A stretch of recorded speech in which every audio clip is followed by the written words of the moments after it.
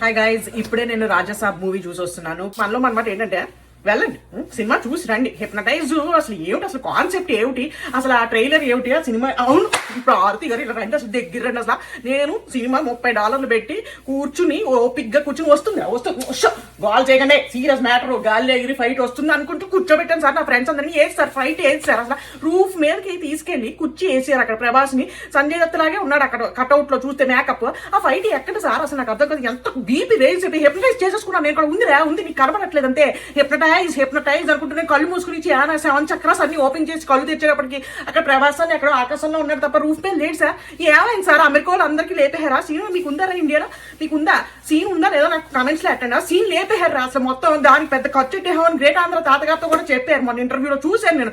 ఏంటంటే ఒక మనిషిని లాగడానికండి 4 కావాల్సి వచ్చారండి. 200 మందిని పెట్టి తాళ్ళేసి లాగి అలా నించోబెట్టామని ఏది సార్ ఫైట్, ఏది సార్ పప్పిషేం అయిపోయింది సార్ మేము అందరం. అసలు ఏమన్నా కూడా సెస్కెన్ గారు దండగా మొత్తం $30 దండగ సార్. మీ పండుగ ఏవో కానీ మాకు $30 బొక్కడిపోయింది అంతే.